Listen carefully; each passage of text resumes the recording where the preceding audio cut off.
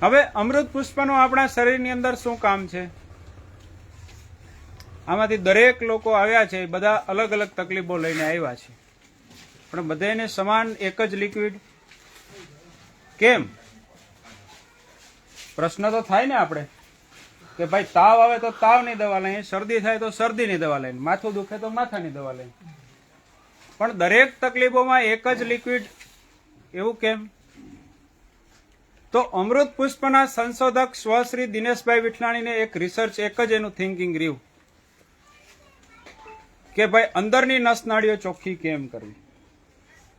આપણા શરીરમાં રહેલ પગના નખથી લઈને માથાના વાળ સુધી શરીરમાં રહેલ 72,72,10,209 નસનાળીઓ છે. નાની મોટી વાળ જેવી પણ નાનામાં નાની નસમાં નેગેટિવ તત્વો ભરેલા છે, બિનજરૂરી કચરાઓ ભરેલા છે. બિનજરૂરી કચરાઓ જ્યાં જ્યાં એકઠા થાય છે એ કોઈ ને કોઈ બીમારીનું સ્વરૂપ ધારણ કરે છે. પછી આપણે એને પથરીના સ્વરૂપમાં લઈએ છીએ, હાર્ટ બ્લોકેજના સ્વરૂપમાં લઈએ છીએ, કોઈ પણ પ્રકારના ટ્યુમર થાય છે, કોઈ પણ પ્રકારની ગાંઠો થાય છે, વાયુની ગાંઠો, ચરબીની ગાંઠો, કેન્સરની ગાંઠો, એનીવે કોઈ પણ પ્રકારની ગાંઠો,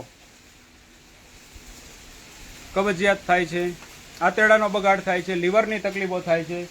કોઈ પણ જગ્યાએ શરીરના કોઈ પણ પાર્ટ્સમાં ક્યાંય પણ કચરો જમા થાય છે, ટોક્સિસ એકઠા થાય છે, એટલે કોઈ પણ બીમારીઓ ઉદ્ભવે છે.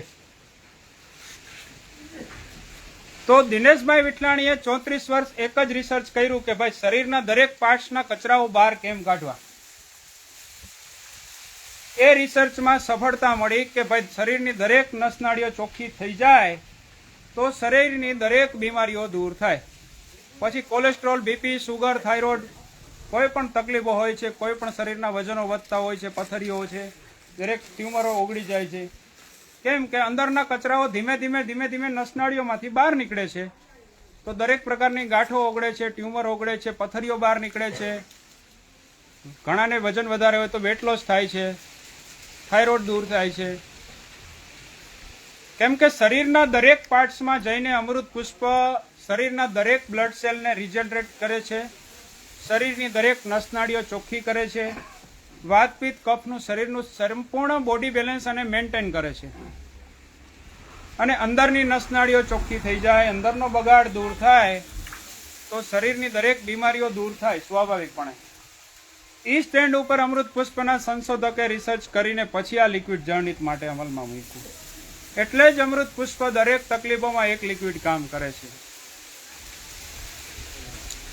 આ સાથે જે લોકો અગાઉ અમૃત પુષ્પ લઈ ગયા હતા અને ફરી પાછું લેવા